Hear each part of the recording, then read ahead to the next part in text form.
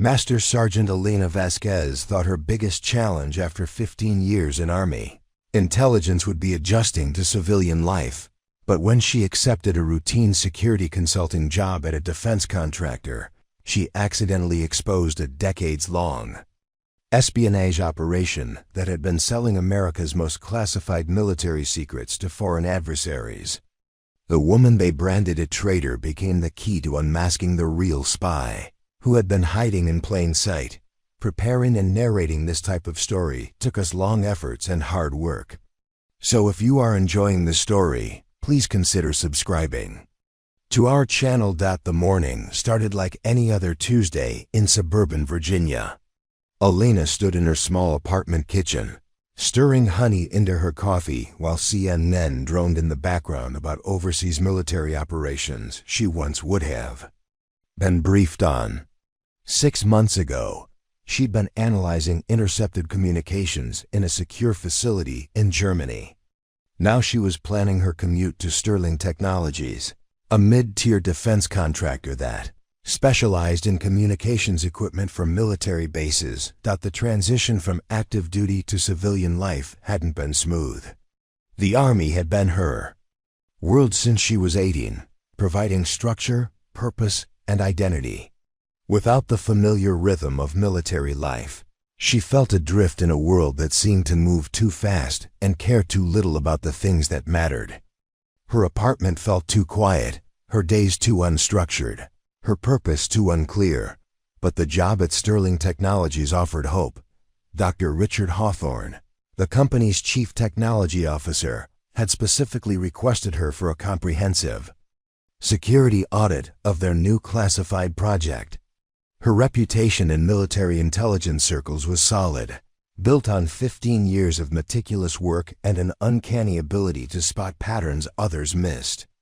The assignment was straightforward: evaluate their security protocols, identify vulnerabilities, and recommend improvements before they began handling more sensitive contracts. Elena had arrived at Sterling's offices 3 weeks earlier. Immediately impressed by the facility's professional appearance. The building sat in a business park filled with similar companies, all serving the vast network of contractors that supported America's military operations. Clean glass facades, manicured landscaping, and discreet security measures suggested a company serious about protecting sensitive information. Her first meeting with Dr. Hawthorne had gone well. He was a thin man in his 50s with graying hair and wire-rimmed glasses, the kind of academic who'd found lucrative work applying theoretical knowledge to practical military problems.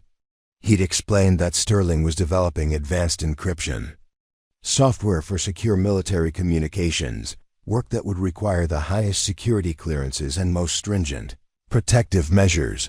The project team was small and carefully vetted. Besides Hawthorne, there was Jennifer Morrison, a software engineer who'd previously worked for major defense contractors, and David Kim, a young cryptography specialist fresh from MIT.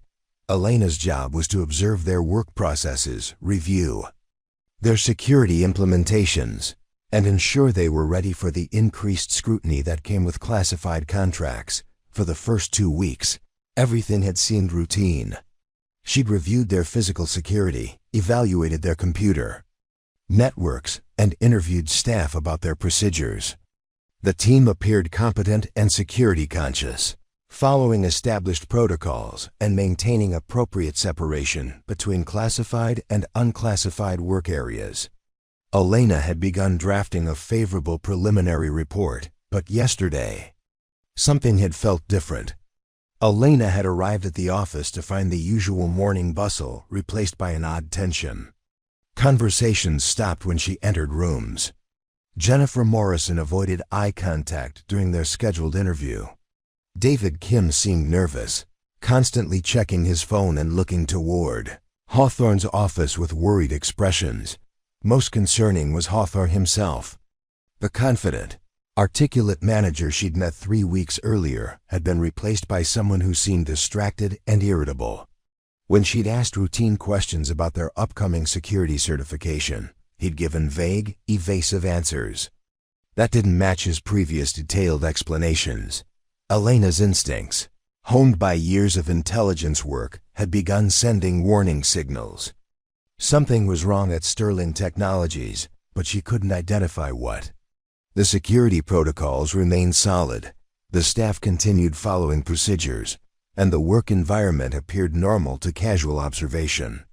Yet her trained intuition insisted that beneath the surface professionalism, something significant was happening. This morning, as she prepared for another day of observation and evaluation, Elena found herself approaching the assignment differently. Instead of simply reviewing existing procedures, she would pay closer attention to the subtle behavioral cues and anomalous patterns that might indicate deeper problems. Her military intelligence background had taught her that the most dangerous threats often hid behind convincing facades of normalcy. The drive to Sterling's offices took her through Northern Virginia's maze of highways and business parks, past countless buildings housing the contractors, consultants, and technology companies that served America's national security apparatus. It was a world she understood intimately, having worked within its classified chambers for most of her adult life.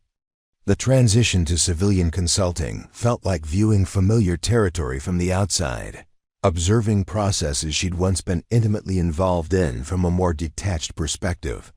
Elena parked in Sterling's visitor lot and gathered her materials for the day. Her security evaluation was nearly complete, but the strange atmosphere from yesterday had raised new questions that needed answers. She would spend today digging deeper, looking for the source of the tension she'd observed and ensuring that Sterling Technologies was truly ready for the responsibilities of classified work. As she walked toward the building's main entrance, Elena noticed additional cars in the parking lot that hadn't been there during her previous visits. Government license plates and the kind of discreet black sedans that suggested official business. Her pulse quickened slightly as she realized that her routine security audit might be about to become something much more significant. The security guard at the front desk, usually friendly and talkative, greeted her with unusual formality. His instructions were different too, directing her to wait in the lobby rather than proceeding directly to her assigned workspace. Elena sat in an uncomfortable chair, watching as serious-looking individuals in dark suits moved through the corridors with the purposeful efficiency of federal agents conducting official business. 20 minutes later, Dr. Hawthorne appeared, accompanied by two men who didn't bother introducing themselves. Hawthorne's face was pale, his usual confident demeanor replaced by barely controlled anxiety. The men flanked him as they approached Elena, their expressions professionally neutral, but their body language suggesting they were prepared for trouble. Dr. Hawthorne cleared his throat nervously before speaking. His voice, usually strong and authoritative, came out thin and strained. The words he spoke would shatter Elena's understanding of her simple consulting assignment and thrust her into a nightmare that would test everything she'd learned about loyalty, courage, and the true meaning of serving her country. Elena rose from her chair, her military training automatically assessing the situation and preparing for whatever revelation was about to fundamentally change her life. The comfortable world of routine security consulting was about to disappear, replaced by accusations, investigations, and questions that would force her to confront truths she'd never imagined possible. The moment had arrived when her real test would begin. Though she didn't yet understand that the quiet Tuesday morning in suburban Virginia would be remembered as the day an ordinary veteran stumbled onto an extraordinary betrayal that reached into the highest levels of America's national security establishment. Ms. Vasquez, Dr. Hawthorne began, his voice barely steady. These gentlemen are from the FBI. They need to speak with you about some irregularities that have come to light during your security evaluation here. The taller of the two agents stepped forward, his credentials already in hand. Special Agent Michael Torres, FBI Counterintelligence Division.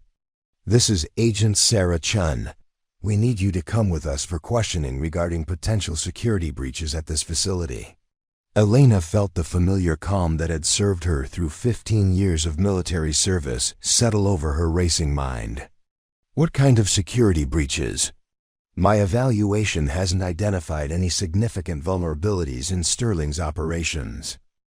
Agent Chun, a woman perhaps 10 years younger than Elena, with sharp eyes and an uncompromising expression, exchanged a meaningful glance with her partner. That's exactly what we need to discuss. Your evaluation, your access, and your activities.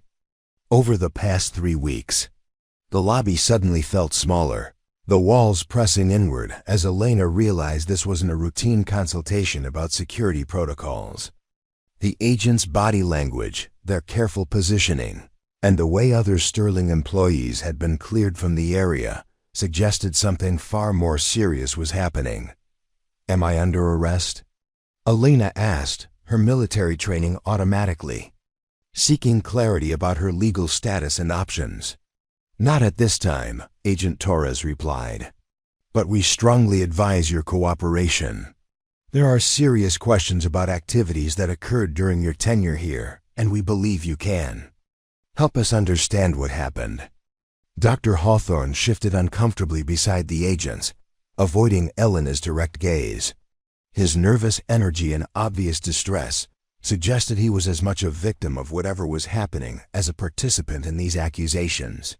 Elena had worked with enough frightened sources during her intelligence career to recognize someone caught between competing pressures and uncertain loyalties. Dr. Hawthorne, Elena said, addressing him directly, what exactly are they saying happened? 3 weeks ago, you specifically requested me for this security evaluation. My work here has been completely routine and thoroughly documented. Hawthorne opened his mouth to respond, but Agent Chun cut him off with a sharp gesture. Dr. Hawthorne has already provided his statement. Right now, we need to focus on your activities and your access to sensitive information during your time at this facility. The agents escorted Elena through Sterling's corridors toward a conference room she'd used for interviews during her security evaluation. The familiar space now felt hostile and unwelcoming, transformed from a professional workspace into an interrogation chamber. Elena noticed that other employees watched from doorways and cubicles as they passed, their expressions mixing curiosity with the kind of fearful speculation that suggested rumors were already spreading through the office. Agent Torres gestured for Elena to sit at the conference table while Agent Chun activated a digital recording device and spread several manila folders across the surface. The formal ritual of evidence presentation was beginning, and Elena recognized the careful choreography from her own intelligence work. These agents were building a case, not conducting a casual interview. Ms. Vasquez, Agent Torres began, according to our investigation, classified information has been compromised during your security evaluation period. Specifically, details about Sterling's encrypted communication protocols have appeared in intercepted transmissions to foreign intelligence services. Elena felt her stomach drop as the implications became clear. They weren't just questioning her about security breaches. They were suggesting she was responsible for espionage activities. That's impossible. I've had access only to unclassified system documentation. Sterling doesn't even handle classified contracts yet. That's why they requested the security evaluation. Agent Chun opened the first folder and withdrew several photographs showing Elena at various locations around Sterling's facility. The images appeared to have been taken with surveillance equipment from considerable distances, suggesting she'd been under observation throughout her assignment. These photographs document your movements over the past 3 weeks, Chun explained. Notice anything unusual about your behavior patterns? Any meetings or conversations that might have involved unauthorized information sharing? Elena studied the photographs carefully, her analytical training automatically cataloging the scenes depicted. Most showed routine activities, entering and leaving the building, conducting interviews with staff members, reviewing documentation in conference rooms. but several images showed her in locations she didn't immediately recognize. "I don't understand these pictures," Elena said, pointing to photographs that appeared to show her in a parking garage and near what looked like a downtown restaurant. "I've never been to these locations. When were these supposedly taken?" Agent Torres consulted his notes with theatrical precision. "Last Tuesday evening, approximately 7:30 p.m., you were observed meeting with an individual we've identified as a known associate of Foreign Intelligence Services. The meeting lasted approximately 20 minutes and involved the exchange of documents." The accusation hit Elena like a physical blow. Last Tuesday evening, she'd been in her apartment, ordering takeout and catching up on paperwork for her Sterling evaluation. The suggestion that she'd been conducting clandestine meetings with foreign agents was so absurd, it took her several seconds to formulate a response. "I was home last Tuesday evening. I ordered Chinese food from Golden Dragon. They'll have delivery records. My landlord saw their delivery driver in the hallway. This is completely fabricated." Agent Chun made notes in her folder with the kind of deliberate movements designed to suggest Elena's denials were being carefully recorded. For future contradiction, alibis can be established after the fact. What we're interested in is how classified information from Sterling Technologies ended up in the hands of Foreign Intelligence Services during the exact period of your security evaluation. Elena's mind raced through the implications of what she was hearing. Someone had indeed been stealing information from Sterling, but they were using her presence as cover for their activities. The timing was too convenient, the accusations too precisely constructed to be coincidental. "You're saying someone has been using my security evaluation as cover for espionage activities," Elena said, her voice gaining strength as her analytical training took over. "But that means the real spy is still here, still active, and you're wasting time questioning the one person who's brought in specifically to identify security vulnerabilities." Agent Torres leaned back in his chair, studying Elena with the calculating expression of someone evaluating a suspect's credibility. "That's a very convenient theory. The problem is that our evidence points directly to you as the source of the leaked information." "What evidence? Photographs that could have been doctored? Accusations without corroborating witnesses? I've spent 15 years in Army intelligence. I know how real espionage operations work, and this isn't one of them."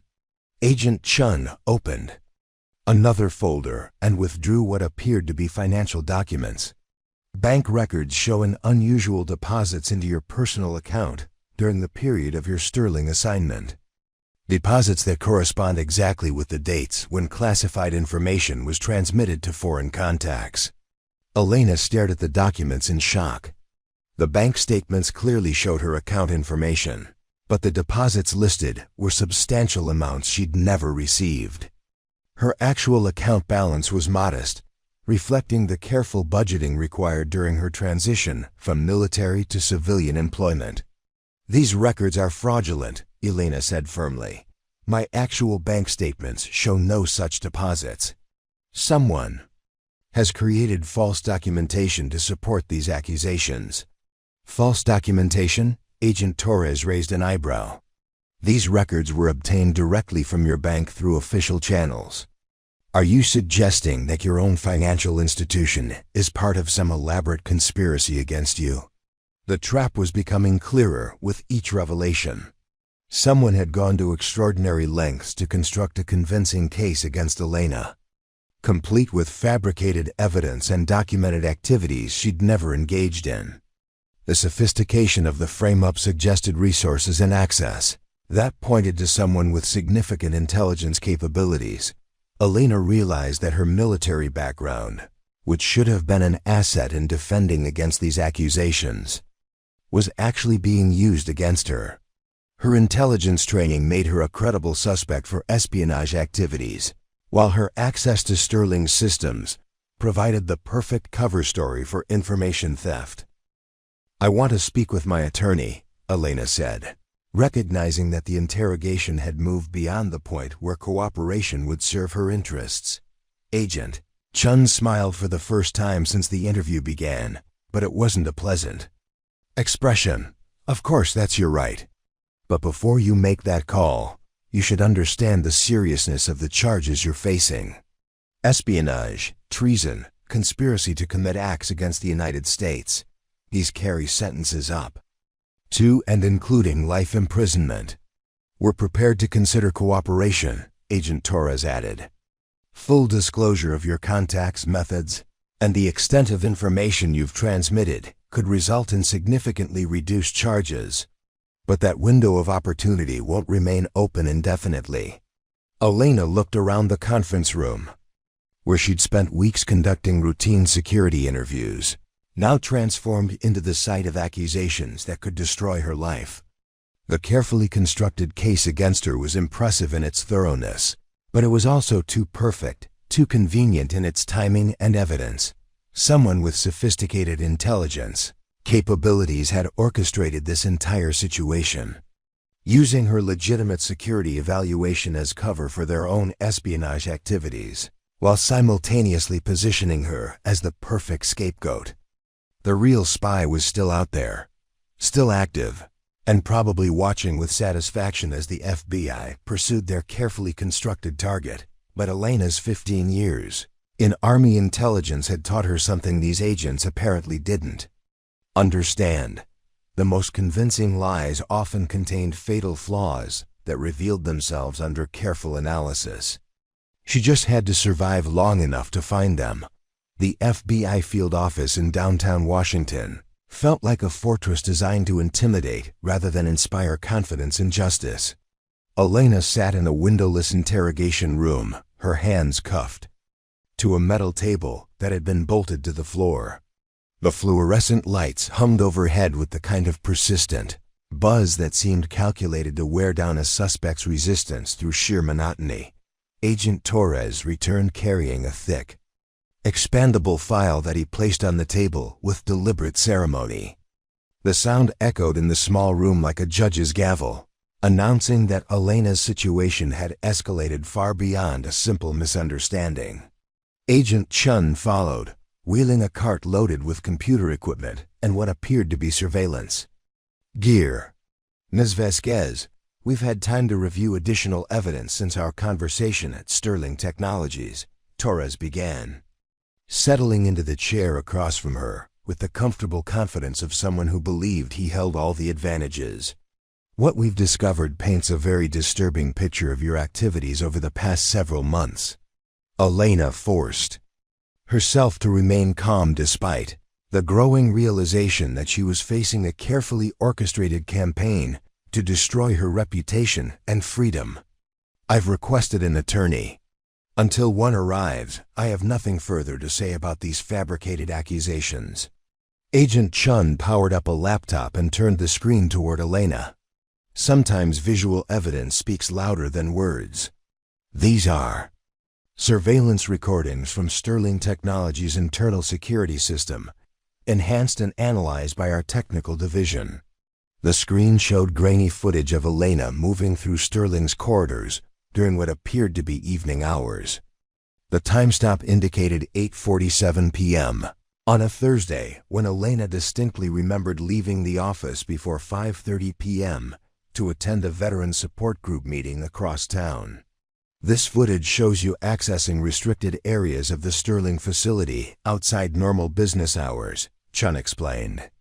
Areas containing classified development materials that weren't part of your authorized security evaluation.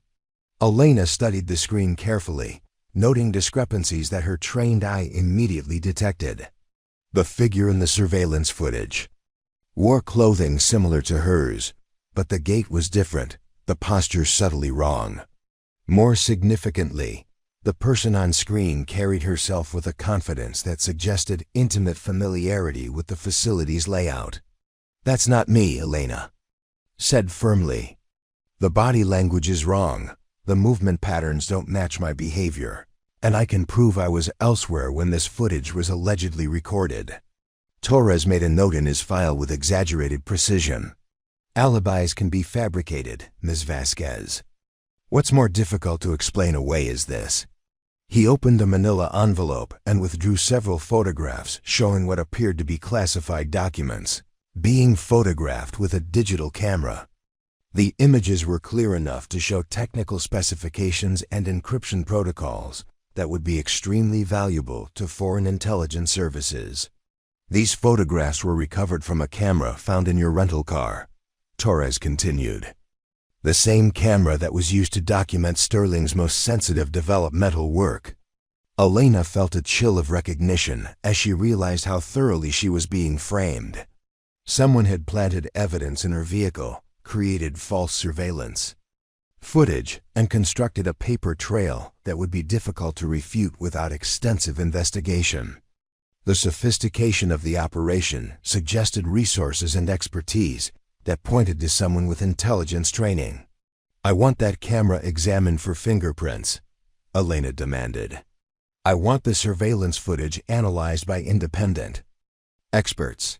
And I want a full audit of my movements during the time periods you're claiming I was engaged in espionage activities." Agent Chun leaned forward with predatory interest. "Independent analysis takes time, Ms. Vasquez, time during which additional classified information could be transmitted to hostile foreign governments. Time during which American lives could be put at risk by your continued activities." "My continued activities?" "I'm sitting in handcuffs in an FBI interrogation room. Exactly what activities do you think I'm capable of conducting from here?" Torres opened another section of his file and withdrew what appeared to be financial records from multiple banks. "Your network is more extensive than we initially realized. These accounts in 3 different banks show coordinated deposits totaling over $400,000 during the past 6 months. Elena stared at the documents in shock. The bank statements showed accounts she'd never opened, using variations of her name and social security number. The deposits were substantial and timed to coincide with military exercises and classified briefings she'd attended during her final months of active duty. "Someone has been impersonating me," Elena said, her voice gaining strength as the pattern became clearer. "These accounts were opened using stolen identity information. The deposits correspond to my official duties, suggesting someone with access to my military records and assignment schedules." "Or someone who is you," Chun replied. "Someone who used her legitimate military access to gather intelligence for sale to foreign buyers." Elena's mind raced through the implications of what she was seeing. The false accounts, the planted evidence, the fabricated surveillance footage.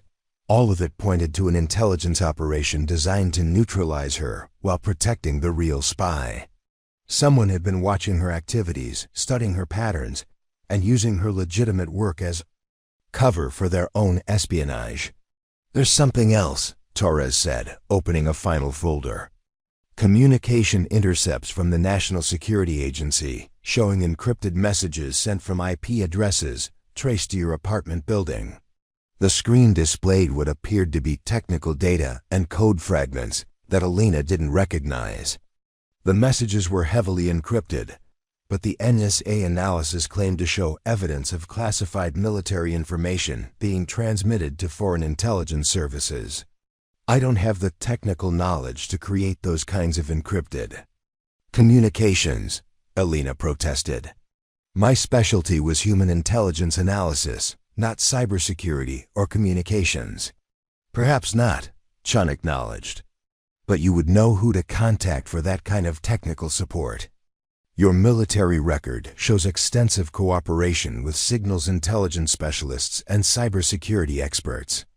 Elena realized that her own professional background was being weaponized against her.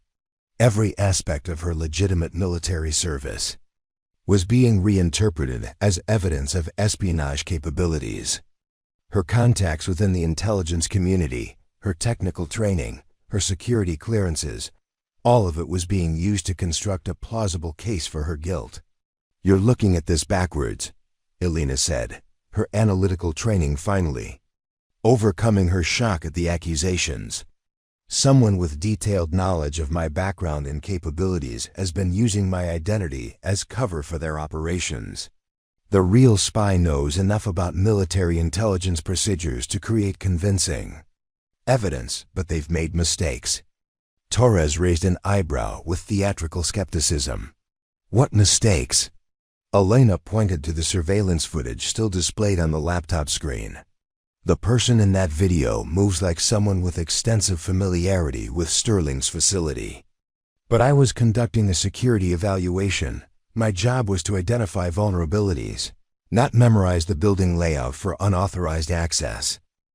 That's hardly conclusive evidence of your innocence. Then explain the timing, Elena pressed. These alleged espionage activities began months before I was even contacted by Sterling Technologies. Someone was already using my identity for intelligence operations while I was still on active duty in Germany. Agent Chun consulted her notes with exaggerated precision. According to our investigation, your access to classified information in Germany provided perfect cover for establishing foreign intelligence contacts. Elena felt her frustration building as she realized the agents were committed to their theory, regardless of evidence to the contrary. If I were actually guilty of espionage, would I have accepted a security consulting assignment that would inevitably expose intelligence activities? Would I have requested documentation of all my work and maintained detailed records of my evaluation process? Criminals often believe they're smarter than law enforcement, Torres replied. Your intelligence background might have given you confidence that you could manipulate the investigation. The circular logic was maddening, but Elena recognized the interrogation technique from her own military training. The agents were applying psychological pressure designed to break down her resistance and force a confession. Every denial would be interpreted as further evidence of guilt. Every logical argument dismissed as attempted manipulation. Elena looked around the sterile interrogation room, noting the positioning of cameras and recording equipment. Everything was being documented, creating a permanent record of her responses and behavior. If she were eventually cleared of these charges, the interrogation footage could still be used to damage her reputation and credibility. I know what you're doing, Elena said quietly.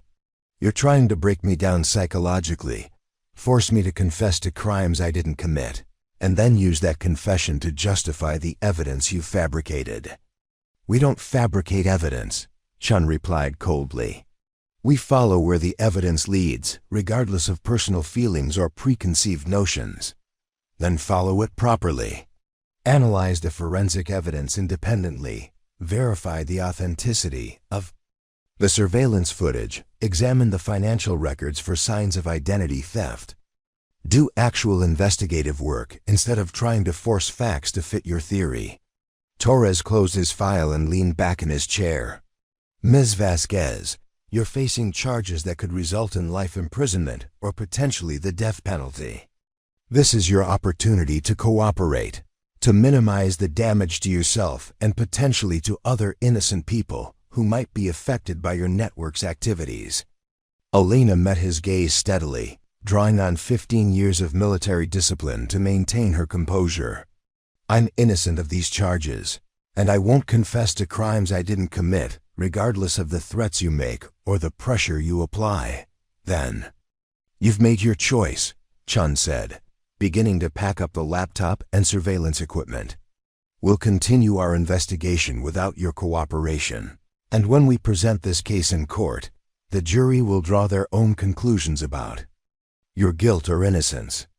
As the agents prepared to leave, Elena realized that her situation was far more dangerous than a simple case of mistaken identity. Someone with sophisticated intelligence capabilities had orchestrated an elaborate frame-up designed to destroy her while protecting their own espionage activities. The real spy was still out there, still active, and probably confident that the FBI's focus on Elena would provide perfect cover for continued operations.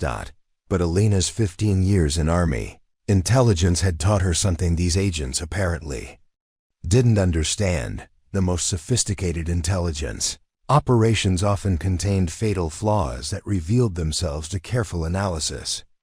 She just had to survive long enough to find them and expose the truth before it was too late. The federal holding facility in Alexandria felt like a concrete tomb designed to crush hope and break spirits. Elena's cell was a 6 by 8 foot box, containing a narrow cot, a metal toilet, and a small sink that provided lukewarm water at unpredictable intervals. The fluorescent light overhead never turned off completely, maintaining a dim glow that made sleep difficult and left her constantly disoriented about the passage of time. For 3 days, she had been denied contact with an attorney despite repeated requests. The guards claimed her case involved national security matters that required special clearance procedures, but Elena recognized the delay tactic from her own intelligence work. Someone wanted her isolated and vulnerable, cut off from outside support, while the fabricated evidence against her solidified into an unshakable prosecution case. Her cellmate was a thin woman named Maria Santos, who'd been arrested on immigration charges and was awaiting deportation hearings. Maria spoke limited English, but her frightened eyes and nervous behavior suggested she understood more than she let on. Elena had learned to be cautious about discussing her situation, knowing that federal facilities often used informants to gather additional evidence against high-profile detainees. On the 4th morning, Elena was awakened by the sound of her cell door opening with the metallic clang that had become the soundtrack of her imprisonment. A guard she hadn't seen before stood in the doorway, his expression professionally neutral, but his body language suggesting something significant was about to happen. "Vasquez, you have a visitor," he announced, stepping aside to allow her passage. Into the corridor, attorney consultation room 3. Elena's heart lifted with the first hope she'd felt since her arrest. Finally, she would have legal representation and someone who could begin investigating the fabricated evidence against her. As she walked through the facility's maze of corridors, she tried to organize her thoughts and prepare for the crucial conversation that might determine her fate. The consultation room was barely larger than her cell, containing only a metal table and 2 plastic chairs. Elena waited for several minutes before the door opened to admit a woman she didn't recognize. Instead of the professional attire she expected from a defense attorney, the visitor wore casual clothing and carried herself with the confident posture Elena associated with law enforcement or intelligence personnel. "Ms. Vasquez, my name is Detective Lieutenant Sarah Mitchell, Army Criminal Investigation Division," the woman said, producing credentials that identified her as a military police investigator. "I'm not your attorney, but I believe we need to talk." Elena felt her brief hope evaporate as she realized this was another interrogation rather than legal assistance. "I've repeatedly requested an attorney. Until one arrives, I have nothing to say about these charges." Detective Mitchell sat across from Elena and opened a slim folder containing what appeared to be military personnel records. "I'm not here about the FBI's espionage charges. I'm investigating irregularities in your military service record that came to light during their background investigation." Elena stared at the detective in confusion. Her military record was exemplary, built on 15 years of dedicated service and consistently high performance evaluations. The suggestion that irregularities existed was as baffling as the espionage accusations. "What irregularities?" "My service record has been reviewed multiple times for security clearance renewals. I've never had disciplinary action or performance issues." Mitchell opened the folder and withdrew several documents bearing official Army letterheads. "According to records obtained from the Defense Personnel Record Center, you were subjected to multiple security violations during your final assignment in Germany. Unauthorized access to classified materials, failure to follow proper handling procedures, suspicious contacts with foreign nationals." Elena felt the familiar chill of recognition as she realized the fabrication campaign against her extended beyond civilian law enforcement into military records. Someone with extraordinary access and capabilities was systematically destroying her reputation across multiple agencies and databases.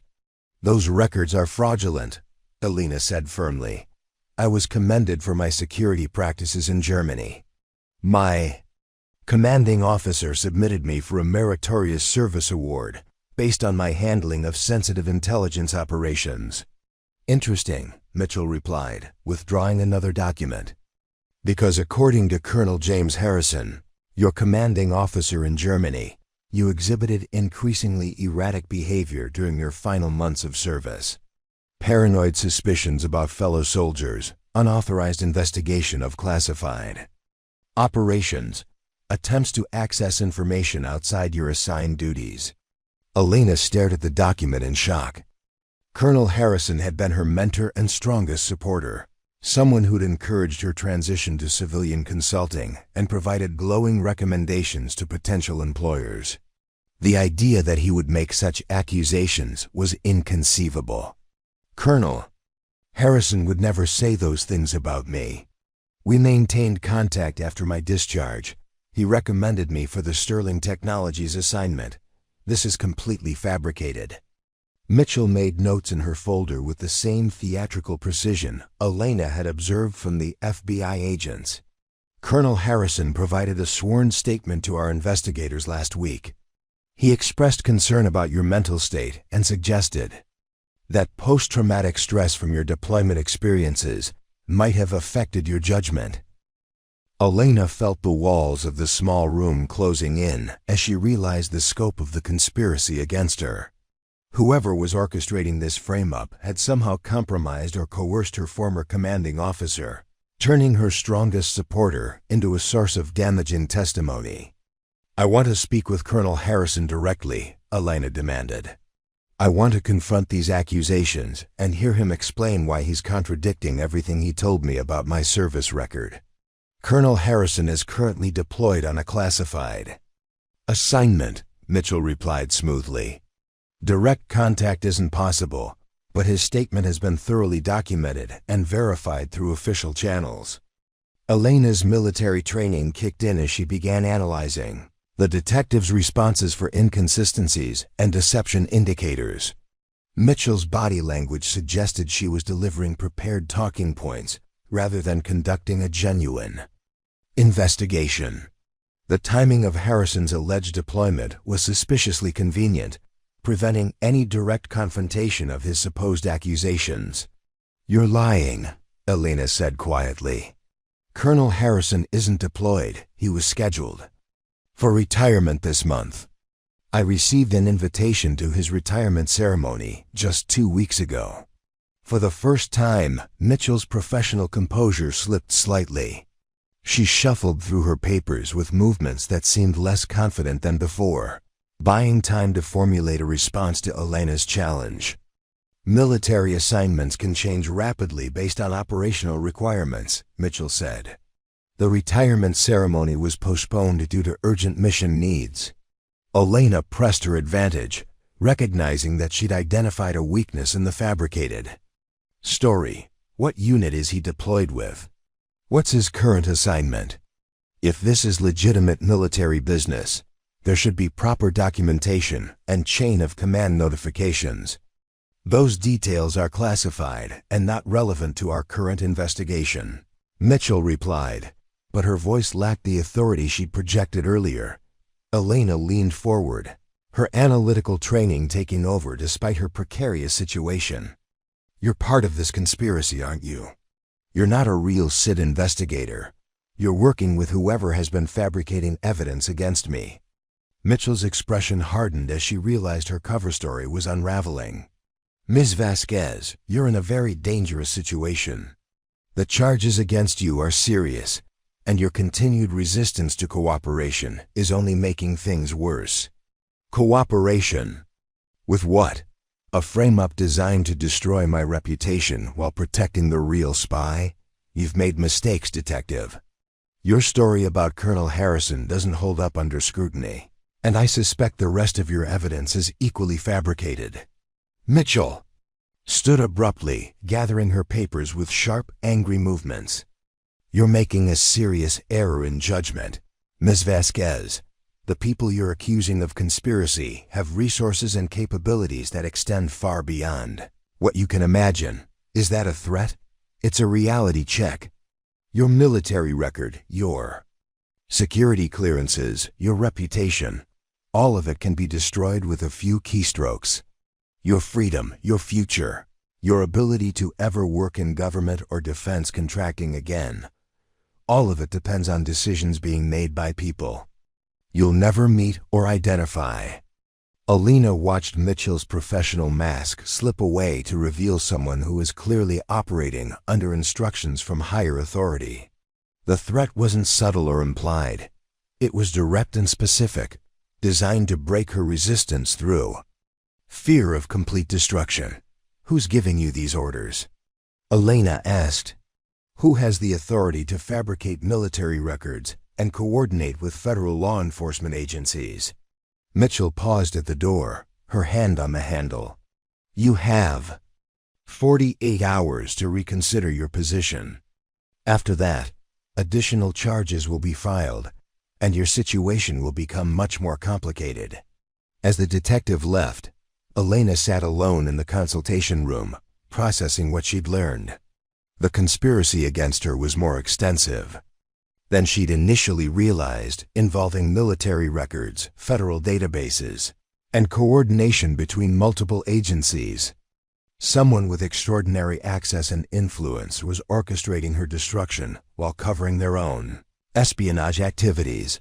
But Mitchell had also revealed something crucial. The conspirators were concerned about Alina's resistance to their pressure campaign. If they were truly confident in their fabricated evidence, they wouldn't need to resort to threats and intimidation. Her refusal to confess was creating problems for their operation, forcing them to take risks that might eventually expose their activities. A guard appeared to escort Alina back to her cell, but as they walked through the facility's corridors, she noticed something that hadn't been apparent during her previous trips. Security cameras were positioned at regular intervals, recording every movement and conversation. But the camera angles suggested they were designed more for monitoring specific individuals than providing general facility security. Alina realized she was being observed not just for standard detention procedures, but for intelligence gathering purposes. Someone was studying her behavior, analyzing her responses, and looking for weaknesses that could be exploited in future interrogations. The holding facility wasn't just a place of confinement. It was a laboratory for psychological manipulation. Back in her cell, Alina lay on the narrow cot and stared at the fluorescent light that never quite turned off.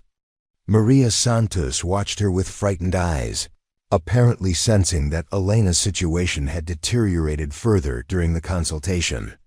Alina wondered if Maria was genuinely detained on immigration charges, or if she was another element in the elaborate manipulation being orchestrated against her.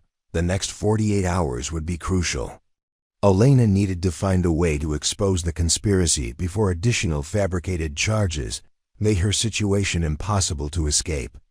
But trapped in federal custody, isolated from outside contact, and facing an enemy with seemingly unlimited resources, her options appeared increasingly limited. Yet her 15 years in Army intelligence had taught her that even the most sophisticated operations contained vulnerabilities that could be exploited by someone with the right knowledge and determination. She just had to survive long enough to find them and turn the conspiracy's own weapons against its creators. Alina's opportunity came during the night shift change, when the facility's staffing was at its lowest and security protocols were most vulnerable to human error.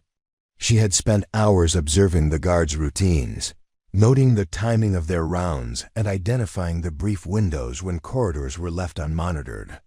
Her cellmate Maria had been transferred that afternoon, leaving Alina alone, but also eliminating a potential witness to her movements. The facility's design followed standard federal detention protocols, but Alina's intelligence background allowed her to recognize weaknesses that civilian architects hadn't considered. The consultation rooms were located in a separate wing from the main detention area, connected by a corridor that passed through an administrative section. During shift changes, this corridor became a brief blind spot in the facility's surveillance. Coverage. Elena had memorized the duty rosters posted near the guard station, noting that Officer Rodriguez worked alone during the midnight shift and had developed a pattern of taking extended breaks in the staff lounge. She'd also observed that the electronic locks on consultation room doors reset to a default position during the facility's automated maintenance cycle, which occurred at 2:30 a.m. each night. At precisely 2:25 a.m., Elena began experiencing what appeared to be severe stomach pains, calling out for medical attention with enough urgency to prompt an immediate response. Officer Rodriguez, a veteran guard who'd seen every conceivable detention facility emergency, responded quickly but without backup, following protocol for medical situations that didn't appear to involve security threats. As Rodriguez unlocked her cell to assess her condition, Elena continued her performance of illness while mentally preparing for the split-second timing her escape plan required. When the guard leaned forward to check her pulse, Elena used a pressure point technique learned during military training to render him unconscious without causing permanent injury. Elena quickly stripped Rodriguez of his access card and radio, then dragged his unconscious form into her cell and positioned him on the cot to create the illusion of a sleeping guard, conducting an irregular but not unprecedented cell check.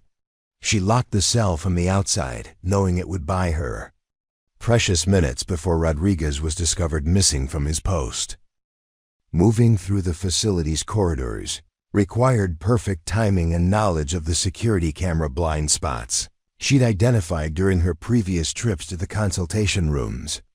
Elena's military training in reconnaissance and evasion served her well as she navigated the maze of hallways, avoiding detection while making her way toward the administrative wing.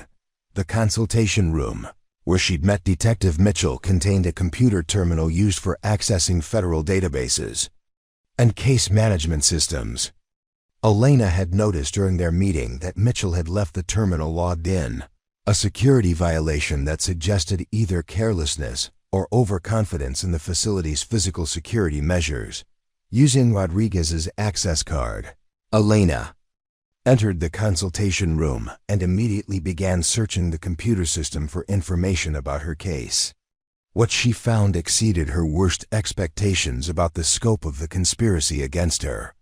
The database contained fabricated evidence going back months, detailed psychological profiles designed to support espionage charges, and communication logs between multiple federal agencies coordinating her prosecution.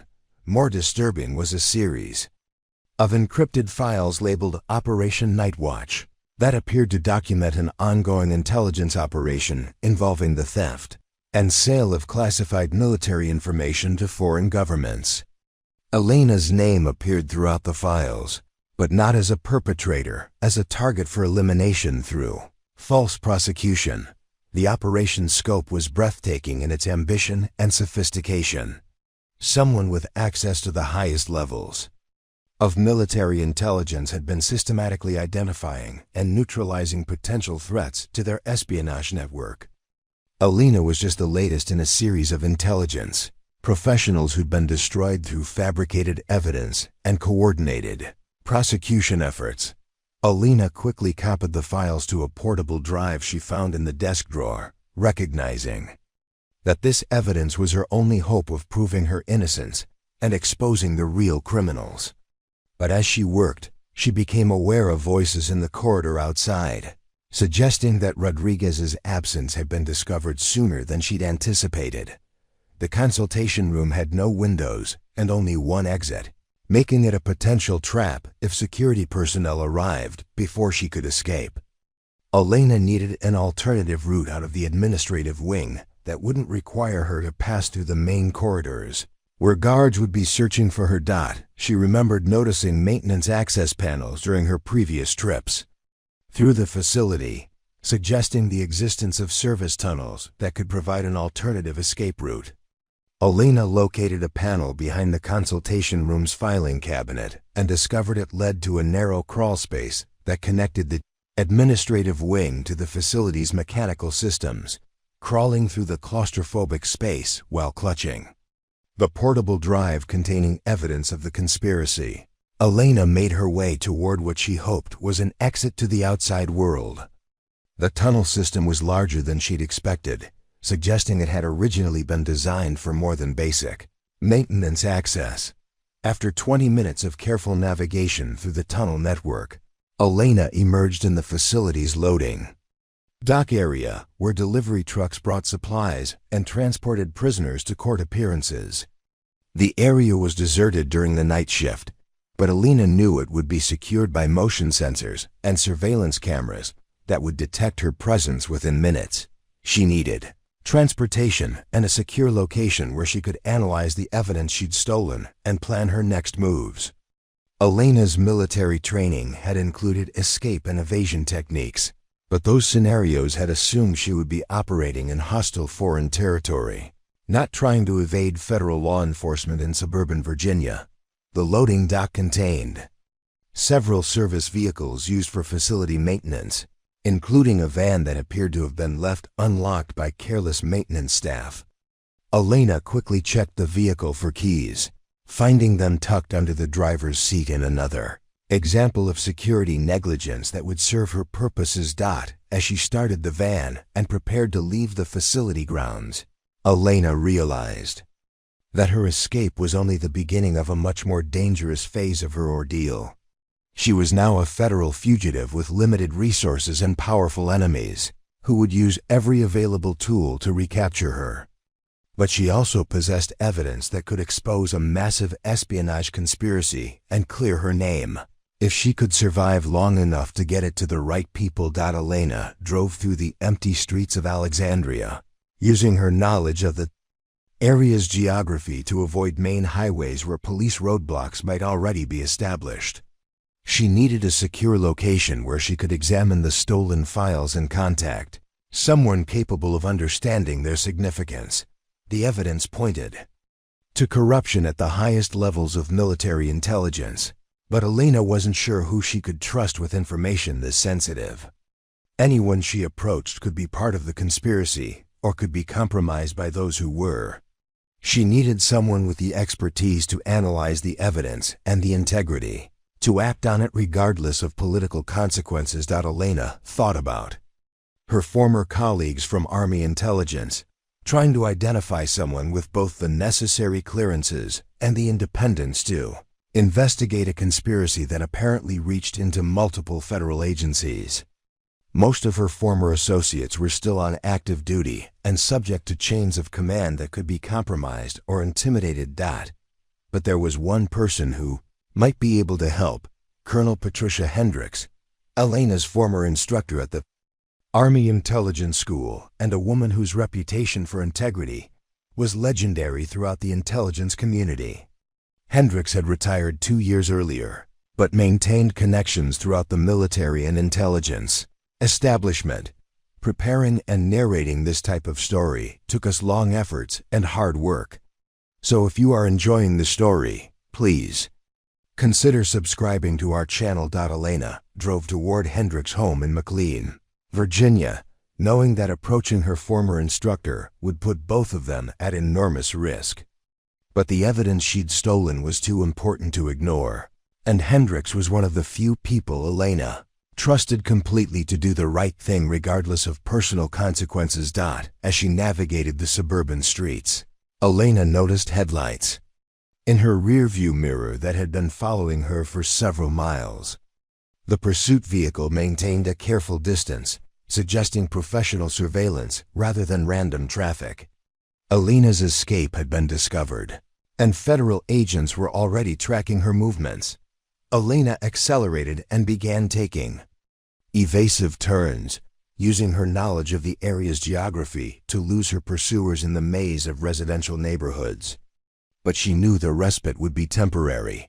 Federal law enforcement had resources and coordination, capabilities that would eventually locate her regardless of her evasion techniques. She needed to reach Colonel Hendricks quickly and transferred the evidence before her capture became inevitable.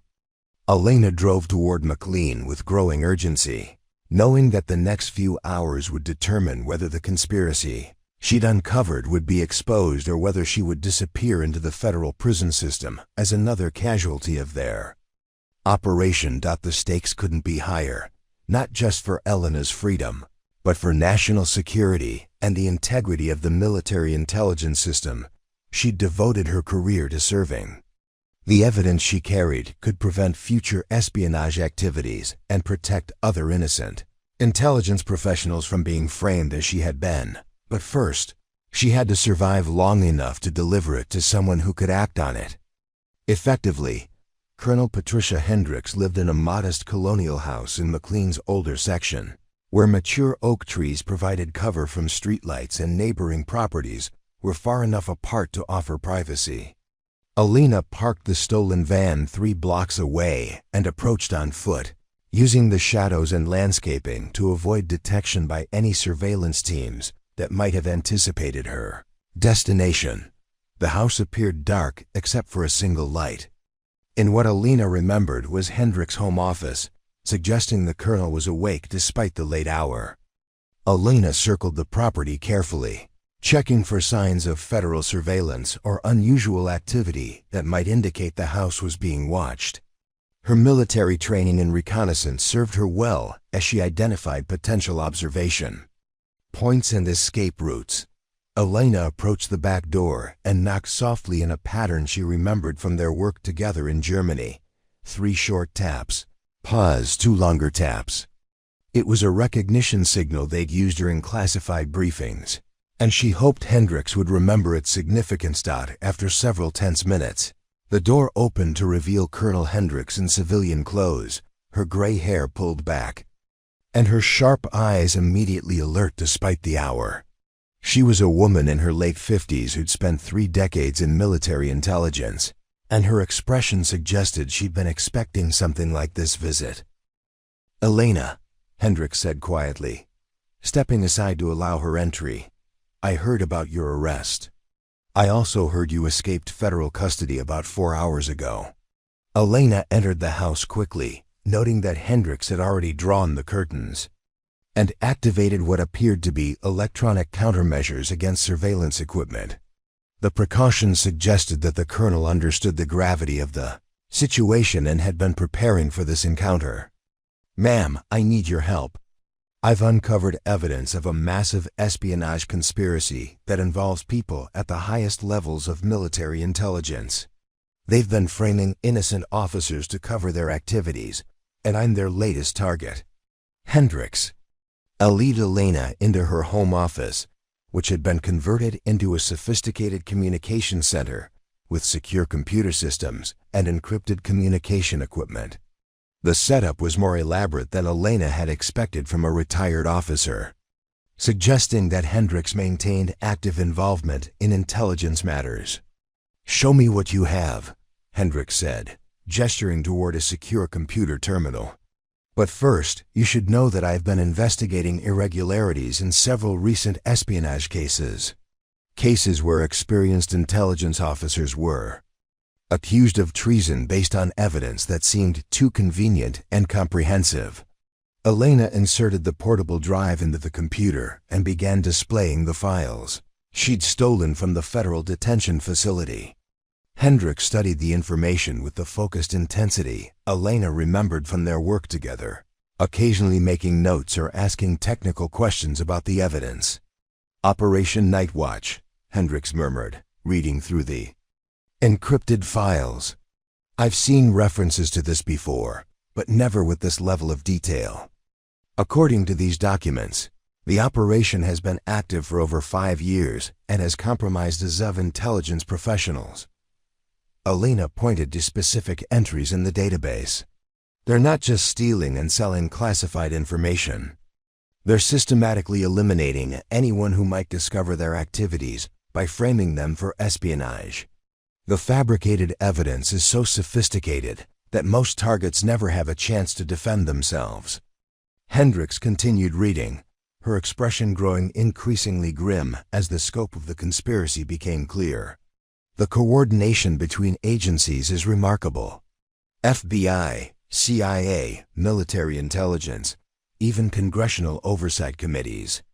All of them have been manipulated or compromised to support these false prosecutions. Who has that kind of access and influence? Elena asked. Who could orchestrate something this extensive without being detected? Hendricks looked up from the computer screen, her expression troubled. Someone with legitimate authority over multiple intelligence agencies. Someone who would have access to classified databases, personnel records, and operational details across the entire intelligence community. Elena felt a chill as she realized the implications. You're talking about someone at the highest levels of government. Deputy director level or above. Or someone with equivalent access through congressional oversight or White House intelligence briefings, Hendricks confirmed. The technical sophistication and interagency coordination suggests resources that only exist at the most senior levels of the intelligence establishment. Hendricks activated an encrypted communication system and began transmitting copies of the stolen files to secure servers. I'm sending this evidence to several trusted contacts in different agencies. If something happens to us, at least the information will survive. Elena watched the transmission progress while monitoring the street outside for signs of federal agents. Ma'am, there's something else. They've somehow compromised or coerced Colonel Harrison. He's provided statements claiming I exhibited erratic behavior during my final assignment in Germany. Jim Harrison would never voluntarily make false statements. About one of his officers, Hendricks said firmly. If he's contradicting his previous assessments of your performance, it's because he's being coerced or threatened. The detective who interviewed me claimed he was deployed on a classified assignment, but I know he was scheduled for retirement this month. Hendricks paused her work at the computer and turned to face Elena directly. Jim Harrison died in a car accident 3 weeks ago. His funeral was yesterday. I attended the service myself. Elena felt the ground shift beneath her as she realized the full extent of the conspiracy's ruthlessness. They hadn't just coerced Harrison, they'd murdered him and were using his death to prevent any contradiction of their fabricated statements. The detective who'd claimed to represent Army Seed was completely fictitious. They're killing anyone who might expose them, Elena said, her voice barely above a whisper. Colonel Harrison, probably others we don't know about yet. They're not just framing people. They're committing murder to protect their operation. Hendricks returned to the computer with renewed urgency. Which means we're both in immediate danger. They can't allow either of us to survive with this knowledge. As if summoned by her words, the house's security system began chiming softly, indicating motion detected in the front yard. Hendricks quickly activated additional countermeasures while Elena moved to a window that provided a view of the street. 3 black SUVs had arrived and were disgorging federal agents who immediately began surrounding the property. They found U.S., Elena reported. Multiple vehicles, at least 12 agents, full tactical gear. Hendricks was already moving toward what appeared to be a concealed exit in the office's back wall. I've been preparing for this possibility since I started investigating the irregular cases. This house has escape routes and defensive measures that should buy us time. The concealed door opened to reveal a tunnel that led away from the house, toward what appeared to be a neighbor's property. Hendricks grabbed a go-bag containing essential equipment and documents while Elena secured the portable drive with the evidence they'd been analyzing. The tunnel exits in the Johnson's pool house, Hendricks explained as they moved through the narrow passage. They're traveling in Europe for the month, so the property should be unoccupied. Behind them, Elena could hear the sounds of federal agents breaching the house's main entrances. Shouts, breaking glass, and heavy footsteps indicated a full-scale raid designed to capture or eliminate anyone inside. The speed and scale of the response confirmed that the FASTA Conspiracy had vast resources and was willing to use extreme measures to protect itself. The tunnel was longer than Alina had expected, suggesting that Hendricks had invested considerable time and money in creating a sophisticated escape system. Emergency lighting provided just enough illumination to navigate safely while maintaining concealment from thermal imaging. Equipment that might be deployed above ground. They emerged in the neighbor's pool house 15 minutes later, finding themselves in a structure that appeared to be equipped with additional communication equipment and supplies. Hendricks immediately began activating systems that Alina recognized as secure satellite communication links. "I'm transmitting the evidence to my most trusted contacts in congressional intelligence oversight," Hendricks explained. "People who have the authority to investigate across agency boundaries and the integrity to act on what they discover." Alina monitored the area outside while Hendricks worked, noting that federal agents were expanding their search perimeter and would likely discover their location within minutes. The conspiracy's response time and coordination suggested they had been monitoring Hendricks' activities and were prepared for exactly this scenario. "Ma'am, we need to move. They're conducting a systematic search and will find us soon." Hendricks completed her transmissions and activated what appeared to be a dead man's switch connected to additional evidence caches. "If we're captured or killed, automated systems will release everything I've gathered about Operation Nightwatch to media contacts and congressional investigators. The conspiracy can destroy us, but they can't stop the truth from coming out." Alina felt a surge of hope as she realized that their sacrifice might finally expose the espionage network and prevent future victims. But she also understood that the next few hours would determine whether they survived long enough to see justice done or became additional casualties in the conspiracy's campaign of elimination. The sound of approaching voices and search dogs indicated that federal agents had discovered the tunnel entrance and were following their escape route. Alina and Hendricks prepared to move again, knowing that each step took them deeper into a deadly game of cat and mouse with enemies who had unlimited resources and no moral constraints. But they also carried with them evidence that could bring down one of the most sophisticated espionage operations in American history, making their survival not just a personal matter, but a national security imperative. The abandoned metro construction site in Tyson's Corner provided temporary refuge from the federal manhunt that had mobilized every law enforcement agency in the Washington metropolitan area. Alina and Colonel Hendricks had spent 6 hours moving through storm drains, abandoned buildings, and construction zones to reach this location, using military evasion techniques to avoid the coordinated search efforts pursuing them. Hendricks activated a ruggedized laptop connected to a satellite uplink system she'd concealed in the construction site months earlier. The precaution suggested she'd been preparing for this scenario long before Elena's arrest, indicating the conspiracy's reach had been threatening other intelligence professionals for some time. "I've received confirmations from 3 congressional staff members," Hendricks reported, monitoring encrypted communications. "The evidence we transmitted is being analyzed by the House Intelligence Committee's independent investigators. But there's a problem." Alina checked the construction site's perimeter while Hendricks worked, noting that their location provided good concealment but limited escape routes if they were discovered. The morning shift change at nearby office buildings would soon increase foot traffic in the area, potentially exposing their hiding place to civilian observers who might report suspicious activity. "What kind of problem?" Alina asked, returning to the makeshift command post Hendricks had established. "2 of the congressional investigators I contacted have been reassigned to other duties within the past 4 hours, Hendricks explained. The 3rd received instructions to suspend his investigation pending review by senior committee leadership. Someone is using political pressure to shut down the inquiry before it can gain momentum."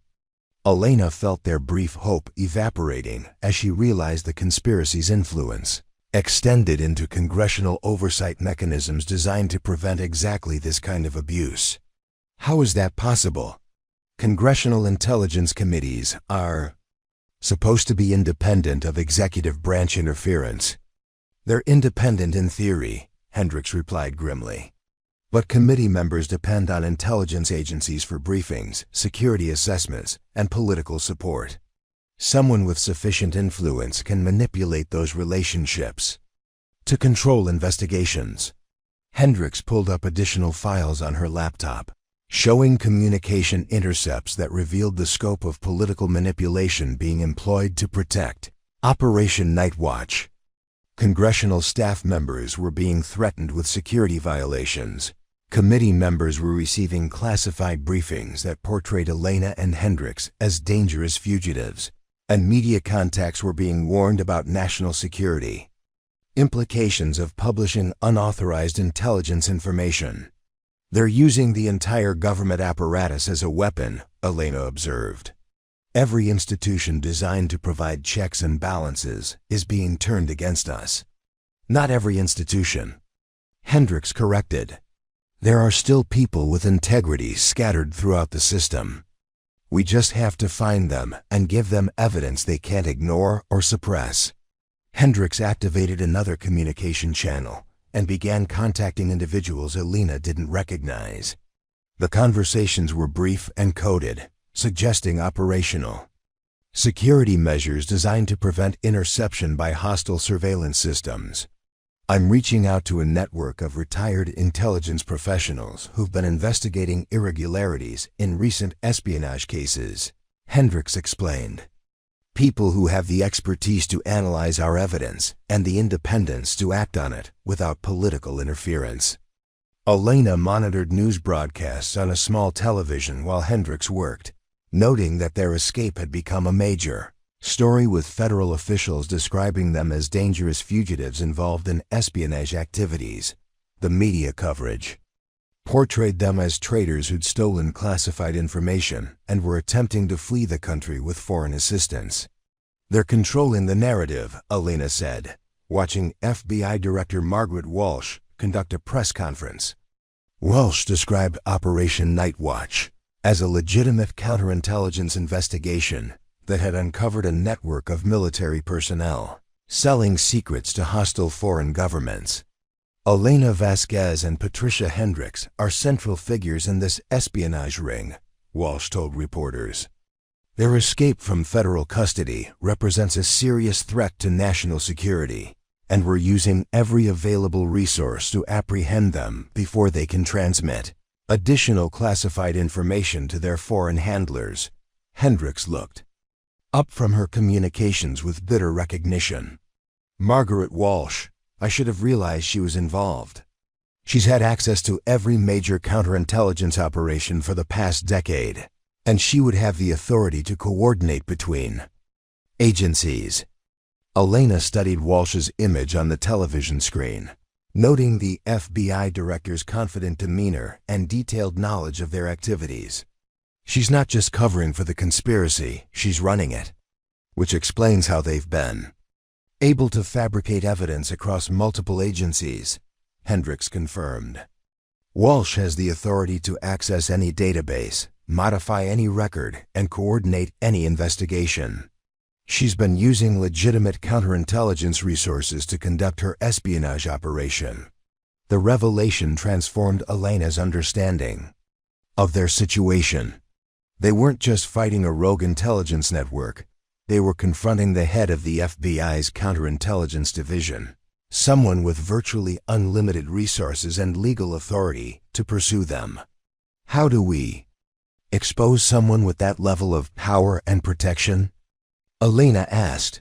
Hendricks was already working on the answer, pulling up files that documented Walsh's activities over the past several years. Margaret Walsh has been careful, but no operation this extensive can be conducted without leaving traces. Financial records, communication patterns, operational decisions that don't align with legitimate counterintelligence objectives. Elena studied the analysis Hendricks was conducting, recognizing patterns that revealed Walsh's true activities. Foreign bank accounts disguised as operational funds, communication intercepts that had been selectively edited before distribution, and counterintelligence investigations that had been terminated without explanation when they approached sensitive areas.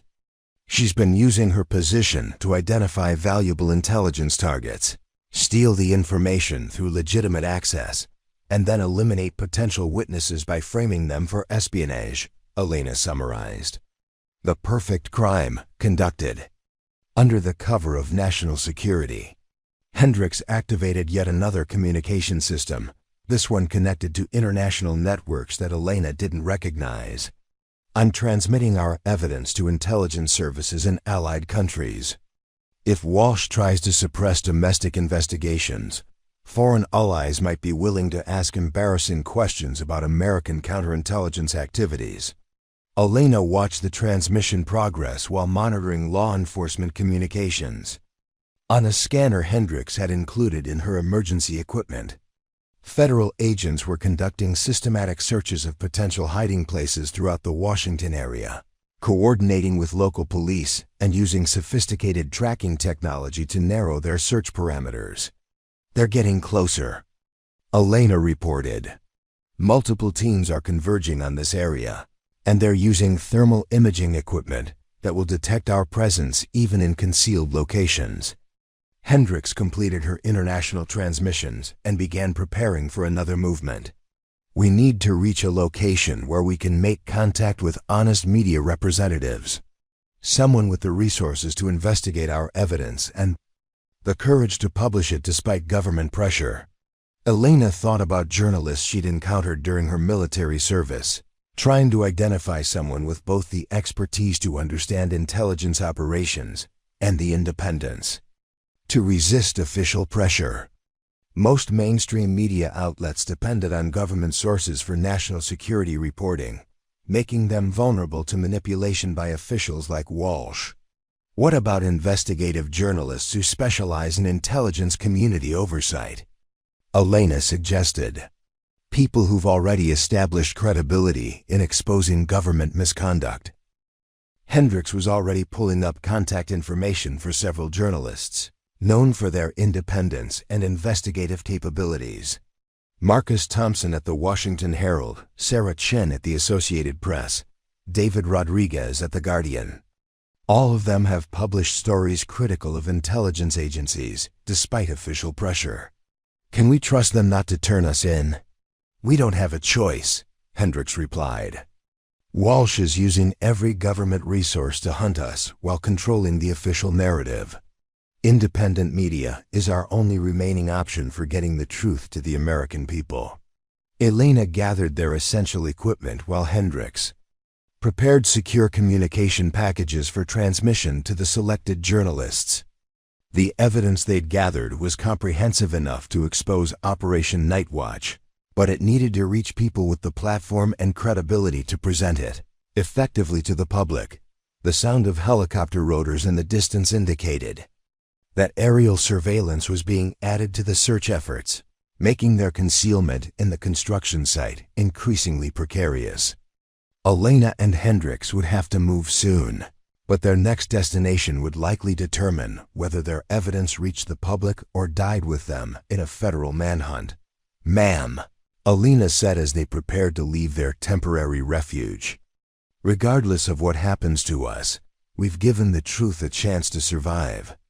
That's more than most people in our situation would have been able to accomplish." Hendricks secured her equipment and checked her weapon, preparing for what might be their final movement before capture or elimination. "Elena, you've shown more courage in the past week than most officers display in their entire careers. Your country owes you a debt that may never be properly acknowledged." Elena looked out at the Washington skyline, thinking about the institutions and ideals she'd spent 15 years defending. The conspiracy had corrupted those institutions, but it hadn't destroyed the principles they were meant to protect. If their sacrifice helped restore integrity to the intelligence community, it would have been worthwhile. "We're not finished yet," Elena said with determination. "Walsh may have the resources and authority, but we have something she doesn't, the truth. And in the end, that might be enough." As they prepared to leave the construction site and make contact with independent journalists, Elena felt a sense of purpose that transcended her personal survival. They were fighting not just for their own vindication, but for the integrity of the intelligence community and the protection of future officers who might face similar conspiracies. The next few hours would determine whether truth and justice could triumph over corruption and abuse of power. Even when that corruption reached the highest levels of government, the underground parking garage beneath the Rosslyn metro station provided the perfect meeting location for their rendezvous with Marcus Thompson, the Washington Herald's senior investigative reporter. Elena and Colonel Hendricks had spent 2 hours navigating through storm drainage systems and service tunnels to reach this location, while avoiding the massive federal manhunt that had expanded to include military personnel and international law enforcement agencies. Thompson arrived precisely on schedule, his appearance matching the cautious professionalism Elena expected from a journalist who'd spent decades investigating government misconduct. He was a man in his early 50s with graying hair and sharp eyes that immediately assessed their situation with the kind of analytical intelligence that suggested he understood the gravity of their meeting. "Colonel Hendricks, Ms. Vasquez," Thompson said quietly, approaching their concealed position near the emergency stairwell. "I've reviewed the preliminary evidence you transmitted. If this information is authentic, it represents one of the largest intelligence scandals in American history." Elena studied Thompson's demeanor, looking for signs that he might be working with federal authorities to entrap them. Her military training in human intelligence operations had taught her to evaluate potential sources and contacts for reliability and trustworthiness, skills that were crucial when their lives depended on making the right decisions about whom to trust. "The evidence is authentic," Hendricks confirmed. "But we need to understand your intentions before we provide additional documentation. The conspiracy we've uncovered reaches the highest levels of the FBI, and anyone investigating it becomes a target for elimination." Thompson activated a small electronic device that Elena recognized as a signal detector designed to identify surveillance equipment. After scanning the immediate area and confirming they weren't being monitored, he sat on a concrete barrier and opened a secure laptop computer. "I've been investigating irregularities in recent espionage prosecutions for the past 18 months. Thompson explained. Cases where experienced intelligence officers were accused of treason based on evidence that seemed too comprehensive and convenient. Your situation fits a pattern I've been documenting." Elena felt a surge of hope as she realized they'd found someone who had been independently investigating the same conspiracy they'd uncovered. "How many cases have you identified?" 17 confirmed cases over the past 5 years, Thompson replied, pulling up files on his laptop. "Military intelligence officers, CIA analysts, NSA cryptographers, Defense Department contractors, all of them accused of espionage, all of them convicted based on fabricated evidence, all of them destroyed professionally and personally." Hendricks studied Thompson's documentation with growing recognition. "I know some of these officers. Exemplary service records, spotless security histories, and then suddenly they're accused of selling secrets to foreign governments based on evidence that appears overnight. The pattern is sophisticated and consistent," Thompson continued. "Each case involves the same investigative agencies, the same types of fabricated evidence, and the same rapid progression from accusation to conviction. Someone has been systematically eliminating threats to their operation by framing innocent intelligence professionals."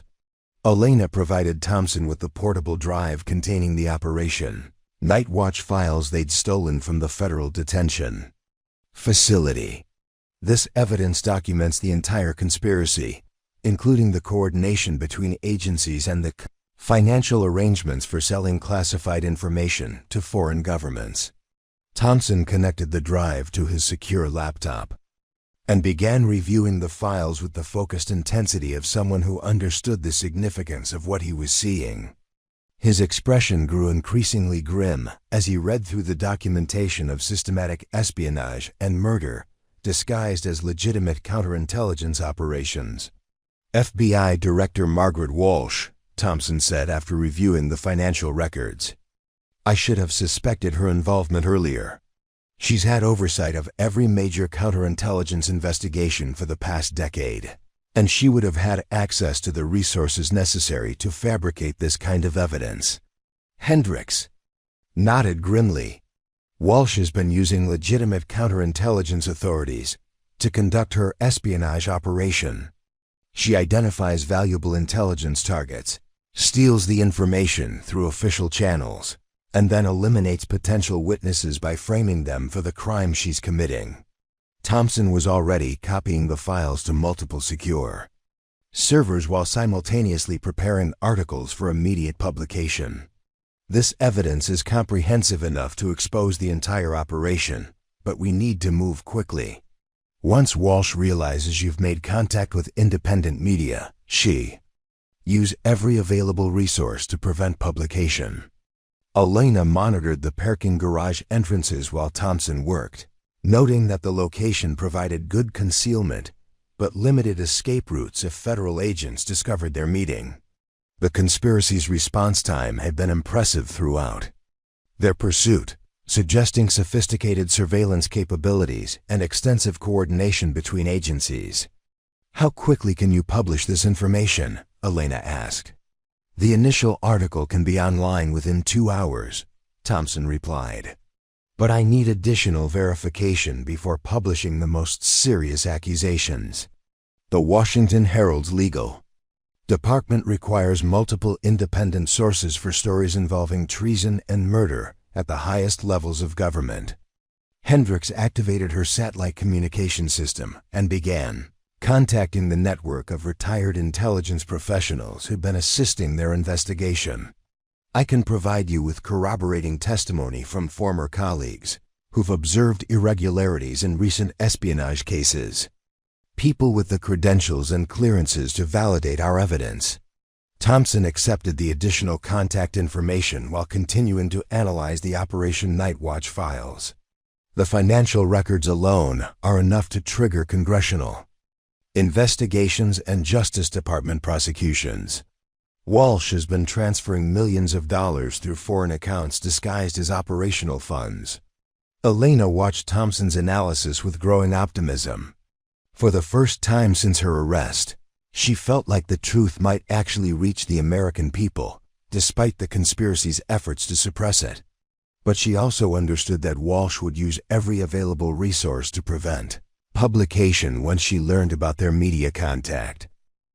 Mr. Thompson, Elena said, you need to understand that investigating this story puts you at serious personal risk.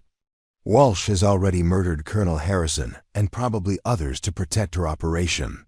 She won't hesitate to eliminate journalists who threaten her activities. Thompson looked up from his laptop with an expression of grim determination. Ms. Vasquez, I've been investigating government misconduct for 25 years. I've been threatened by officials who thought they were above accountability, and I've published stories that ended careers and triggered prosecutions. This story is too important to suppress because of personal risks.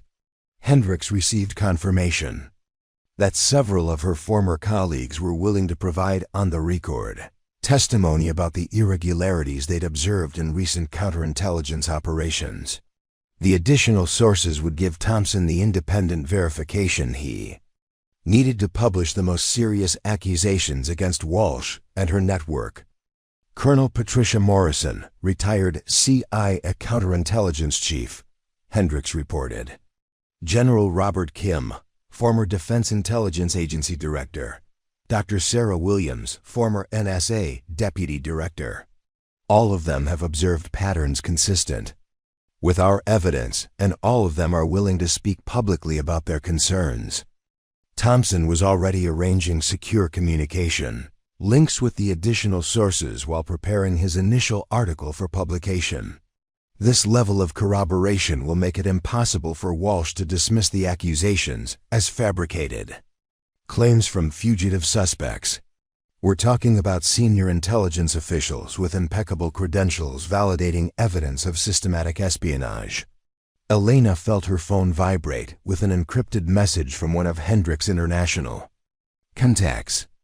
The foreign intelligence services that had received their evidence were beginning to ask questions about American counterintelligence activities, putting additional pressure on Walsh's operation from directions she couldn't control through domestic political influence.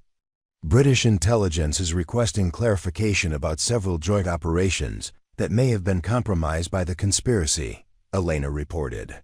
French security services are reviewing their cooperation agreements with FBI counterintelligence. Canadian intelligence is questioning the reliability of information they've received from Walsh's division. Thompson smiled for the first time since their meeting began. International pressure will make it much more difficult for Walsh to suppress this story through normal government channels. Allied intelligence services asking questions about American espionage activities will generate the kind of diplomatic attention that transcends domestic political considerations. Hendricks completed her coordination with additional sources and began preparing final evidence packages for Thompson's investigation. Marcus, you have everything you need to expose Operation Nightwatch and bring down Walsh's network. The question is whether you can publish before they locate and eliminate us. Thompson was already uploading his initial article to the Washington Herald's secure publishing system while simultaneously transmitting copies to other news organizations as backup protection against suppression efforts. The story will be online in 30 minutes, with follow-up articles containing the detailed evidence publishing throughout the day. Elena gathered their essential equipment while monitoring law enforcement communications for signs that their location had been discovered. The federal manhunt was intensifying, with additional resources being deployed and search parameters expanding to cover areas they hadn't previously investigated. "We need to move," Elena announced. "Multiple federal units are converging on this area, and they're using surveillance technology that will detect our presence if we remain here much longer."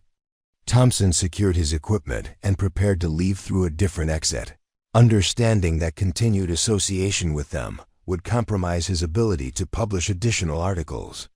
"Colonel Hendricks, Miss Vasquez, what you've accomplished will save lives and protect the integrity of American intelligence operations. The truth will reach the American people because of your courage." Elena felt a sense of completion as she realized their mission was essentially accomplished. The evidence of Walsh's conspiracy would soon be public knowledge, triggering investigations and prosecutions that would dismantle the espionage network. Whether they survived to see justice done was less important than ensuring the truth finally emerged. As they prepared to separate and continue evading federal pursuit, Elena reflected on the journey that had brought them to this moment. A routine security consulting assignment had evolved into exposing one of the most sophisticated espionage operations in American history, proving that individual courage and integrity could triumph over institutional corruption when supported by determined allies. The next few hours would determine whether Walsh's conspiracy could survive public exposure. But Elena was confident that the truth would ultimately prevail regardless of the personal cost to those who'd fought to reveal it. The Washington Herald's website crashed within minutes of publishing Marcus Thompson's explosive article titled, "Operation Nightwatch: How the FBI Director Sold America's Secrets." Elena and Colonel Hendricks watched from their new hiding place in an abandoned warehouse in Southeast D.C. as the story spread across social media platforms faster than government censors could contain it. Elena monitored news feeds on multiple devices while Hendricks tracked official responses through encrypted government communication channels. The article's impact was immediate and devastating, with congressional leaders demanding emergency hearings and foreign allies suspending intelligence sharing agreements with the United States. FBI Director Walsh has been placed on administrative leave pending investigation, Elena reported, reading breaking news alerts on her secure phone. The Attorney General is appointing a special prosecutor to investigate the espionage allegations. Hendrik studied intercepted communications between various government agencies, noting the chaos and confusion spreading through the intelligence community as officials tried to assess the damage to ongoing operations. Walsh's entire division is being isolated from classified information while investigators examine their activities. The conspiracy is collapsing faster than they can control the narrative. The warehouse provided excellent concealment and multiple escape routes, but Elena knew their respite was temporary. Federal agents were still conducting an intensive manhunt, and Walsh's remaining allies would use every available resource to capture or eliminate them before they could provide additional testimony to investigators. Elena's secure phone rang with an encrypted call from Marcus Thompson. His voice carried a mixture of excitement and concern as he reported on the developing story's impact on government officials and intelligence operations. The story has generated over 50 million views in the first hour, Thompson reported. Congressional intelligence committees are scheduling emergency hearings, and the Justice Department has opened criminal investigations into everyone named in the Operation Nightwatch files. What about Walsh herself? Hendricks asked. Is she cooperating with investigators or trying to maintain her innocence? Walsh held a press conference an hour ago, claiming the allegations are fabricated by foreign intelligence services, attempting to discredit American counterintelligence operations. Thompson replied, but her explanations are falling apart under scrutiny from reporters who've reviewed the financial evidence. Elena felt satisfaction at learning that Walsh's carefully constructed public image was crumbling under the weight of documented evidence. The FBI director's denial sounded increasingly desperate as journalists pressed her about specific bank transactions and communication records that clearly showed her involvement in espionage activities. There's something else, Thompson continued. I've been contacted by attorneys representing 3 of the intelligence officers who were previously convicted based on fabricated evidence. They're filing appeals and demanding new trials based on the information in your files. Hendricks smiled grimly at the news. Those officers were destroyed professionally and personally by Walsh's conspiracy. At least now they have a chance for vindication and compensation for what was done to them. Elena watched news coverage of the unfolding scandal on multiple television channels, noting that government officials were struggling to respond coherently to the revelations. The sophistication and scope of Walsh's espionage operation had shocked even experienced intelligence professionals who thought they understood the potential for corruption within their own community. The international response is particularly damaging, Elena observed, reading reports from foreign news outlets. British intelligence is reviewing every operation they've conducted with Walsh's division. French security services are questioning whether their own operations have been compromised. This is becoming a diplomatic crisis as well as a domestic scandal. Thompson's investigation had triggered a cascade of additional revelations as other journalists and investigators began examining Walsh's activities with renewed scrutiny. Financial records that had previously been classified were being leaked by whistleblowers within the intelligence community, painting an increasingly detailed picture of systematic corruption. Elena's phone buzzed with another encrypted message. This one from an unknown sender using military communication protocols. The message was brief but significant. Safe house available. Coordinates attached.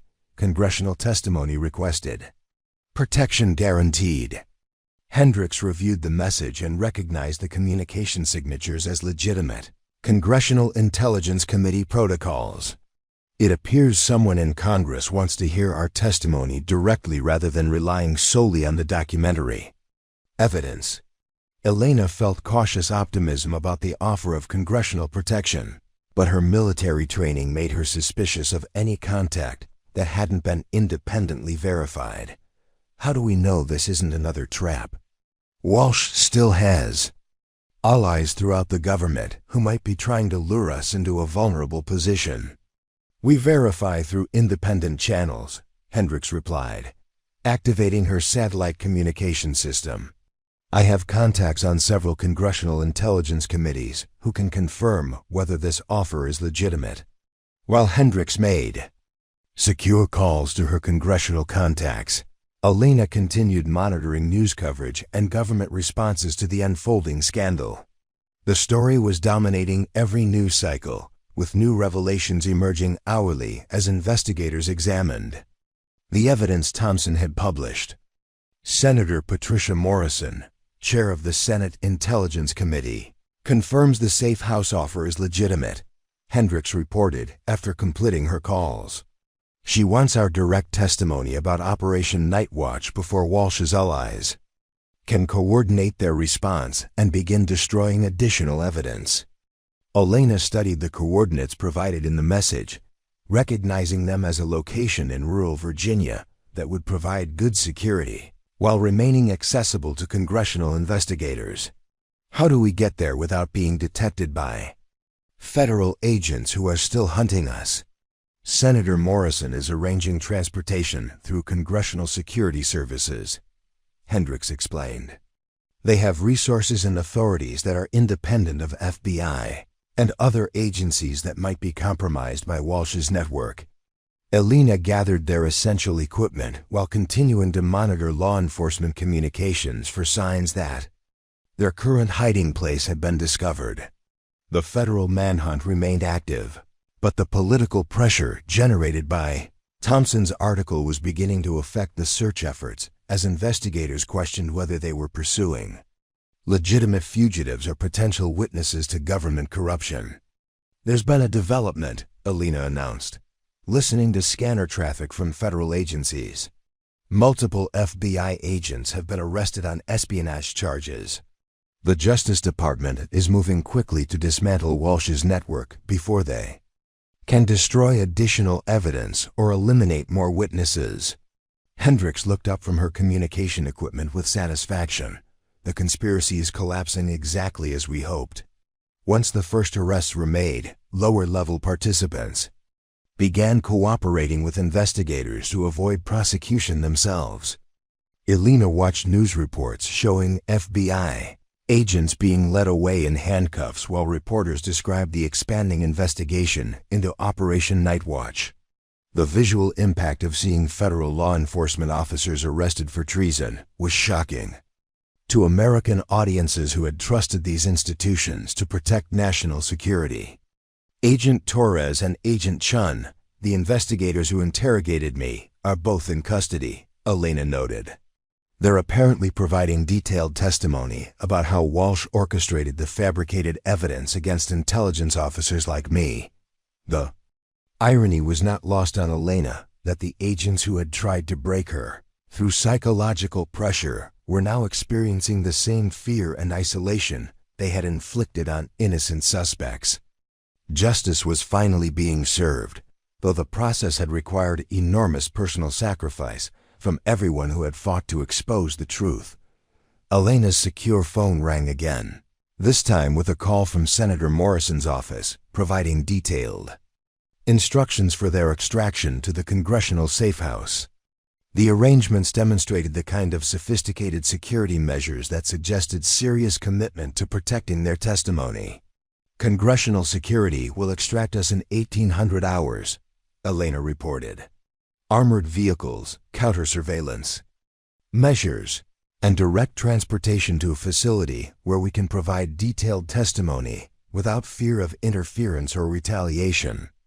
Hendricks began preparing their evidence files for presentation to congressional investigators, while Elena continued monitoring the situation for signs of last-minute threats Walsh's remaining allies might attempt desperate measures to prevent their testimony, making the next few hours particularly dangerous.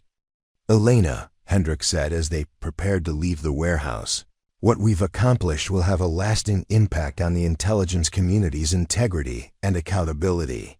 Officers like you will be better protected from future conspiracies because of the reforms this scandal will generate." Elena looked out at the Washington skyline, thinking about the institutions she had served and the principles she had fought to protect. The conspiracy had corrupted those institutions temporarily, but the truth had ultimately prevailed through the courage of individuals who refused to accept injustice.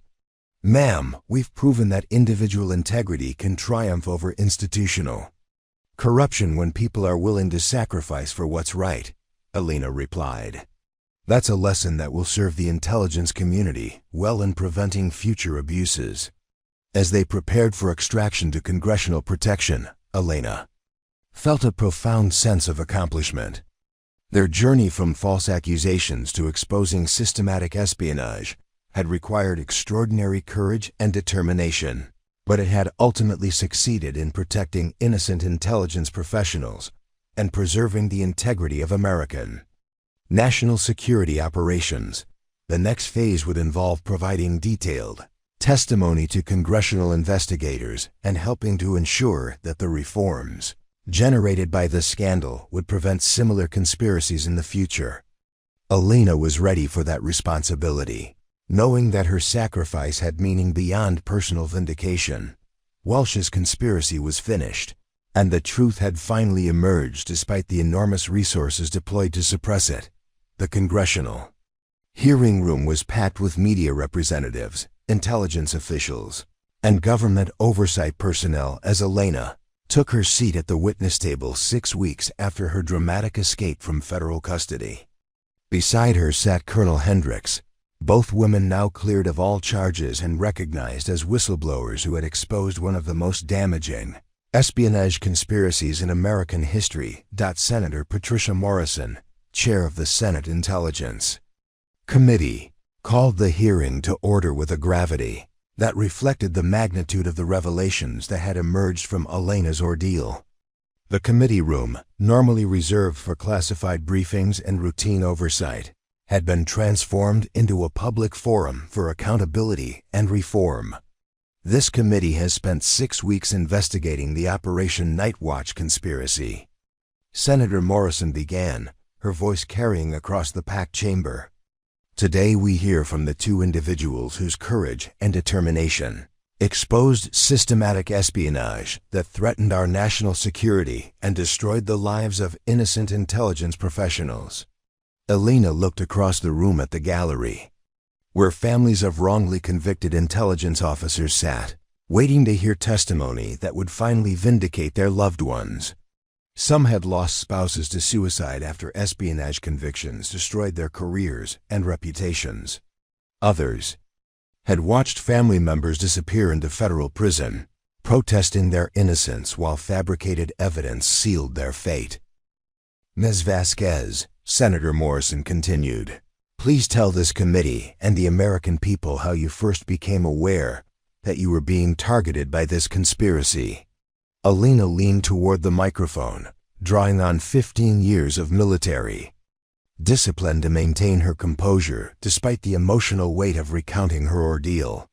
"Senator, it began when I accepted what I believed was a routine security consulting assignment at Sterling Technologies.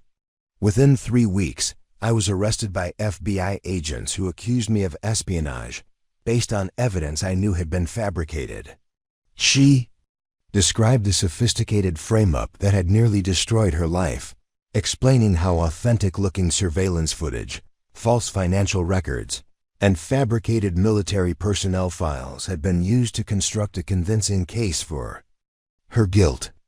The audience listened in stunned silence as Elena detailed the psychological pressure tactics and threats used to force her confession to crimes she hadn't committed. "The breakthrough came when I realized the conspiracy was using my legitimate security work as cover for their own espionage activities," Elena continued. "They needed someone with my background and clearances to serve as a scapegoat while they continued stealing and selling classified information to foreign governments." Senator Robert Kim, the committee's ranking minority member, leaned forward with obvious concern. "Ms. Vasquez, you've provided this committee with evidence that FBI Director Margaret Walsh personally coordinated this espionage operation. Can you explain how someone in that position was able to operate undetected for so many years? Elena activated a display screen showing the organizational chart she and Hendricks had developed during their investigation.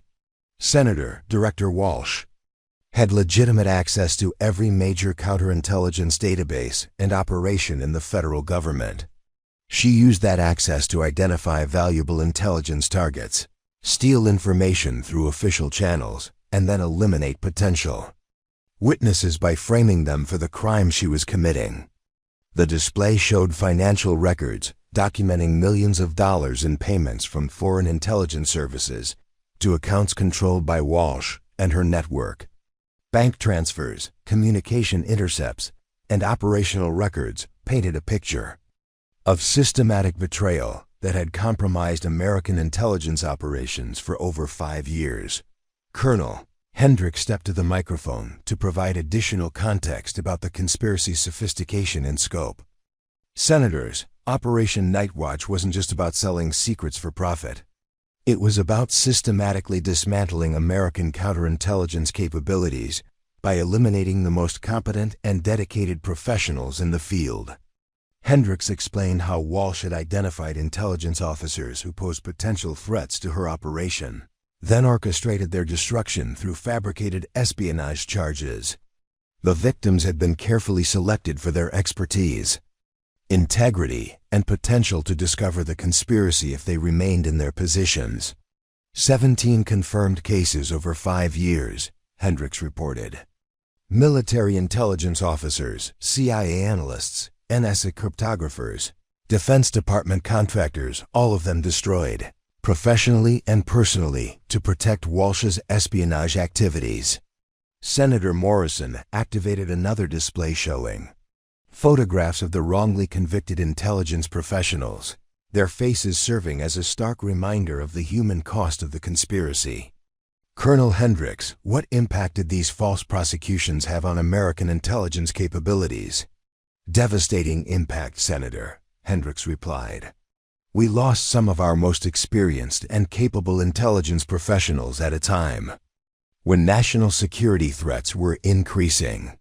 The fear generated by these prosecutions also created a climate where remaining officers were afraid to question irregularities or report potential security violations.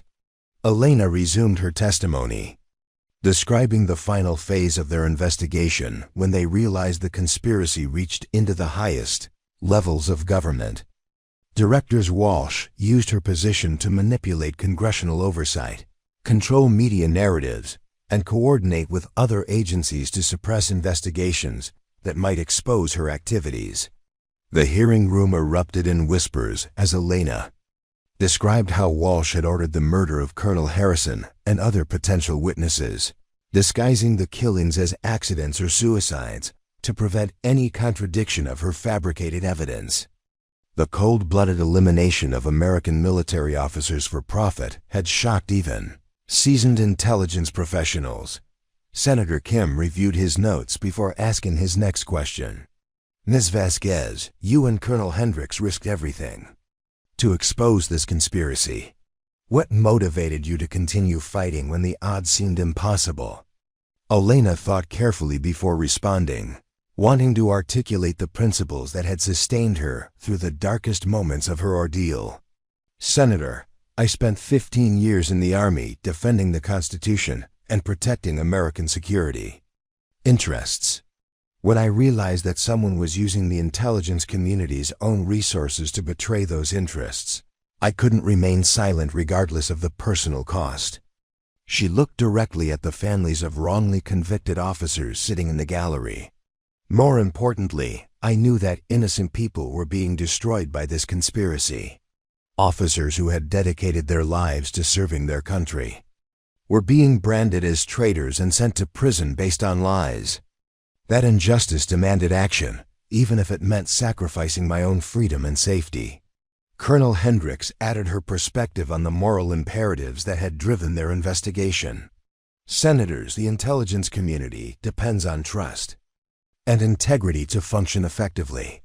When that trust is betrayed by systematic corruption, it threatens not just individual careers, but national security itself. We had an obligation to expose the truth, regardless of the consequences. The hearing continued with detailed questioning about the evidence they had gathered, the international implications of Walsh's espionage activities, and the reforms needed to prevent similar conspiracies in the future. Elena and Hendricks provided comprehensive testimony that filled in remaining gaps in the committee's understanding of Operation Night Watch. Senator Morrison concluded the public portion of the hearing by announcing the committee's preliminary findings and recommendations. Based on the evidence presented by Ms. Vasquez and Colonel Hendricks, this committee will recommend comprehensive reforms to intelligence community oversight, enhanced protection for whistleblowers, and criminal prosecution for all remaining conspirators. Elena felt profound satisfaction as she learned that their sacrifice had generated meaningful reforms designed to protect future intelligence professionals from similar abuses. New oversight mechanisms, independent investigation procedures, and whistleblower protections would make it much more difficult for future conspiracies to operate undetected. As the hearing concluded, Elena was approached by several of the families whose loved ones had been wrongly convicted based on Walsh's fabricated evidence. Their gratitude and relief were deeply moving, confirming that her ordeal had been worthwhile if it helped restore justice for innocent people. Ms. Vasquez, said Maria Torres, whose husband had been convicted of espionage and died in federal prison while maintaining his innocence, "You've given us back our family's honor. We can finally tell our children that their father was a patriot, not a traitor." Elena embraced the grieving widow, understanding that vindication of wrongly convicted officers was perhaps the most meaningful outcome of their investigation. Lives had been lost and families destroyed, but at least the truth would now be part of the historical record. 3 months later, Elena stood before a graduating class at the National Defense University, where she had accepted a position teaching ethics and integrity in intelligence operations. Her experience had transformed her from a routine security consultant into a recognized expert on counterintelligence and government accountability. Today, we're going to discuss something that isn't covered in most intelligence training programs, Elena told the assembled officers and analysts. We're going to talk about what happens when the system you've sworn to serve becomes corrupted by the very people entrusted to protect it. Elena's story had become a case study in courage, integrity, and the importance of speaking truth to power regardless of personal consequences. Her students, representing the next generation of intelligence professionals, listened intently as she described the events that had nearly destroyed her but ultimately strengthened American national security. The classroom was filled with men and women who would soon be responsible for protecting American interests around the world. And Elena felt profound responsibility for preparing them to face the moral challenges that came with intelligence work. Her ordeal had taught her that individual integrity was the most important weapon against institutional corruption. Remember, Elena concluded her lecture, you took an oath to defend the Constitution against all enemies, foreign and domestic. Sometimes the most dangerous enemies are those who use positions of trust and authority to betray the principles they've sworn to protect. When that happens, your conscience must be your guide, regardless of the personal cost. Elena looked out at the young faces that would soon be responsible for America's security, knowing that her sacrifice had helped ensure they would serve in a system strengthened by accountability and protected by reforms generated from the Operation Night Watch scandal. The conspiracy had been defeated, justice had been served, and the future was secure in the hands of officers who understood the true meaning of service and sacrifice. As Elena finished her lecture, a young intelligence analyst raised her hand. Professor Vasquez, do you ever regret fighting back instead of just accepting the plea deal? Elena smiled, remembering the terrified woman who had sat in that FBI interrogation room just 2 years earlier. Never, because I learned something important. Sometimes the system breaks, but it can be fixed by people who refuse to stay silent. She gestured to a wall display showing newspaper headlines. FBI Director Walsh sentenced to life in prison. 17 intelligence officers exonerated. Congress passes Whistleblower Protection Act. Each headline represented lives restored and justice served. Walsh and 14 co-conspirators are now serving life sentences for treason, Elena continued. The wrongly convicted officers have been pardoned and compensated. Most importantly, new oversight mechanisms mean future conspiracies will be much harder to hide. After class, Elena walked across the campus where a bronze plaque had been installed commemorating the intelligence officers who died defending their innocence. Colonel Harrison's name was prominently displayed, along with 3 others who had been murdered to protect the conspiracy. Elena touched Harrison's name gently. "We did it, sir. The truth finally came out." Her phone buzzed with a message from Marcus Thompson, now a Pulitzer Prize winner for his Operation Nightwatch investigation. "Elena, just wanted you to know your story is still inspiring people to speak up about government corruption. Keep teaching those young officers. The country needs more people like you." Elena looked up at the American flag flying over the campus, its stars and stripes representing the ideal she had nearly died protecting. The system wasn't perfect, but it was worth defending when good people refused to let corruption triumph over justice. What do you think about Elena's incredible journey from accused traitor to vindicated hero? Her story proves that one person's courage can expose even the most powerful conspiracies and protect our democracy from those who would betray it for profit.